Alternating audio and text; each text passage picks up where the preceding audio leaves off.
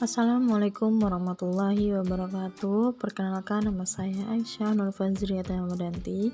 Saya seorang mahasiswi dari Universitas Muhammadiyah Palangkaraya kelas Kasongan dari program studi Administrasi Negara, Fakultas Ilmu Sosial Ilmu Politik. Di sini saya akan menjelaskan tentang organisasi PMII dan perkembangannya. Tapi sebelum memasuki organisasi PMII, saya akan menjelaskan terlebih dahulu tentang apa sih organisasi. Dalam kehidupan sehari-hari, kata organisasi sudah sering kita dengar, bahkan kemungkinan besar kita pernah terlibat di dalam kegiatan keorganisasian. Sewaktu kita sekolah dulu dari SD sampai dengan SMA, ada beberapa organisasi, salah satunya yaitu organisasi OSIS atau organisasi siswa intrasekolah. Di dunia kampus juga ada, tapi namanya berbeda, yaitu Senat Perguruan Tinggi, Senat Mahasiswa atau Badan Eksekutif Mahasiswa, dan Ikatan Alumni. Ada beberapa istilah organisasi yang dikemukakan oleh para ahli, yaitu 1. Menurut Etzioni mendefinisikan tujuan dari organisasi yaitu untuk merealisasikan sesuatu untuk menimbulkannya. Yang kedua, menurut Sains, organisasi adalah suatu usaha untuk mengkoordinasi kegiatan sejumlah orang untuk mencapai beberapa tujuan umum melalui pembagian pekerjaan dan fungsinya, melalui tanggung jawab. Melalui pemahaman pendapat tersebut, organisasi merupakan usaha yang dilakukan dengan mengkoordinir kegiatan dalam pembagian tugas. Tugas tersebut mempunyai tujuan bersama dan dapat dipertanggungjawabkan. Pemahaman organisasi mendekati pendapat sains. Organisasi dapat terbentuk apabila suatu usaha memerlukan dari satu orang dalam menyelesaikan suatu kegiatan. Oke, kita memasuki tentang pergerakan mahasiswa Islam Indonesia atau PMII. Apa sih PMII itu? PMII telah lama dikenal sebagai salah satu kekuatan dari gerakan-gerakan mahasiswa di Indonesia. Dengan usianya yang tidak muda lagi, PMII telah melewati atau bahkan ikut berperan dalam sejarah, kehidupan, politik sosial, dan budaya di Indonesia. Karena sebagaimana yang diketahui bahwa gerakan-gerakan mahasiswa tidak akan pernah lepas dari dinamika kehidupan berbangsa dan bernegara. Kemunculan PMII juga hampir sama dengan kemunculan organisasi-organisasi lain, yang mana kemunculannya dilatar belakangi untuk menjawab dan sebagai respon dari berbagai macam persoalan kebuntuan struktural, kultural, dan konstitusional lembaga-lembaga politik, sosial, budaya, dan hukum yang telah ada. Konsep pengembangan organisasi yaitu aplikasi teknik-teknik ilmu perilaku untuk memperbaiki kesehatan dan efektivitas organisasi melalui kemampuannya mengakomodasi perubahan lingkungan, memperbaiki kekompakan internal, dan meningkatkan kapabilitas pemecah masalah. Pengembangan organisasi didefinisikan beragam oleh praktisi dan ahli teori. Salah satunya karena kompleksitasnya. Pada dasarnya, pengembangan organisasi adalah upaya terencana yang dilakukan di tingkat organisasi untuk meningkatkan efektivitas atau memungkinkan organisasi untuk mencapai sasaran strategisnya. Konsep ini secara resmi muncul pada tahun 1950-an, meskipun beberapa teori mundur ke tahun 1920 dan umumnya merujuk kepada psikolog Kurt Lewin. Memasuki sejarah organisasi pergerakan mahasiswa Islam Indonesia. atau PMII.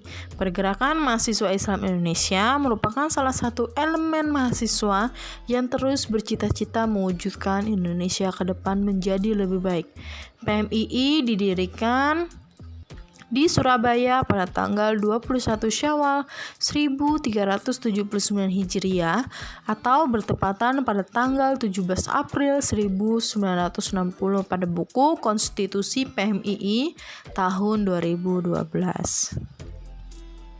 Pergerakan Mahasiswa Indonesia atau PMII sebagai sebuah organisasi kemanusiaan yang berideologi Islam Ahlus Sunnah wal Jamaah senantiasa mempunyai peran dan tanggung jawab yang sangat besar untuk melakukan gerakan dakwah Islamiyah, yaitu mewujudkan ajaran Islam yang rahmatan lil alamin yang dapat diterima di semua elemen masyarakat pemeluk agama Islam sesuai dengan kultural masyarakat Indonesia yang masih menjunjung adat istiadat warisan leluhur.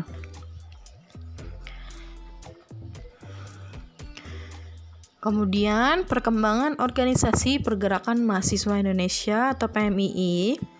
Lahirnya PMII bukannya berjalan mulus, banyak sekali hambatan dan rintangan. Hasrat mendirikan organisasi NU sudah lama bergejolak, namun pihak NU belum memberikan green light, belum menganggap perlu adanya organisasi tersendiri buat mewadahi anak-anak NU yang belajar di perguruan tinggi. Melihat fenomena yang ini, kemauan keras anak-anak muda itu tak pernah kendor, bahkan semakin berkobar-kobar dari kampus ke kampus. Banyak organisasi mahasiswa bermunculan di bawah naungan payung induknya. Misalkan saja HMI yang dekat dengan Masumi, SEMI dengan PSII, KMI dengan Perti, IMM dengan Muhammadiyah, dan Himmah yang bernaung di bawah Al-Wasliyah.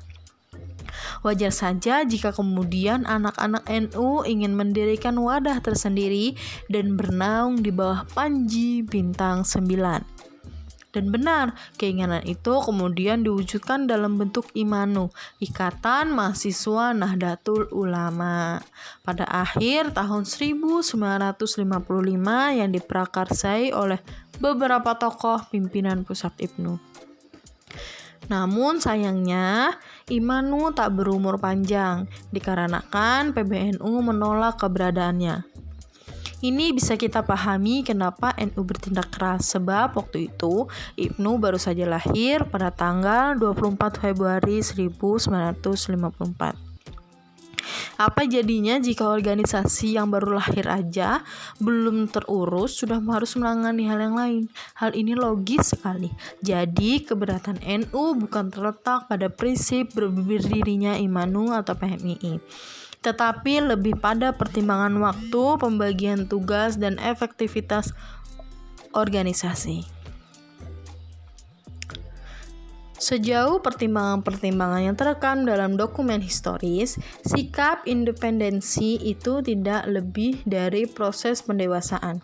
PMII sebagai generasi muda bangsa yang ingin lebih eksis di mata masyarakat bangsanya, ini terlihat jelas dari 3 butir pertimbangan yang melatar belakangi sikap independensi PMII tersebut.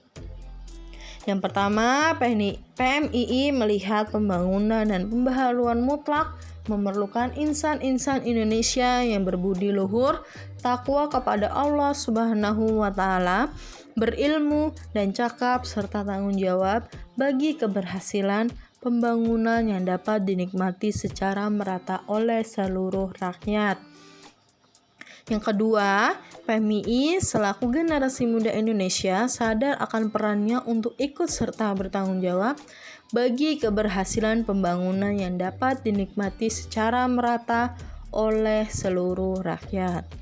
Yang ketiga, bahwa perjuangan PMII yang senantiasa menjunjung tinggi nilai-nilai moral dan idealisme sesuai deklarasi Tawangmangu menuntut berkembangnya sifat-sifat kreatif, keterbukaan dan sikap, dan pembinaan rasa tanggung jawab.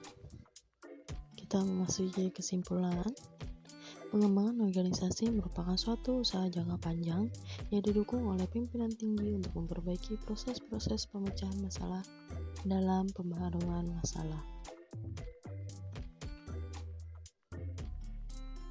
terutama melalui dirasa dan pengelolaan budaya organisasi secara kolaboratif dan lebih efektif dengan penekanan khusus pada tim kerja yang formal,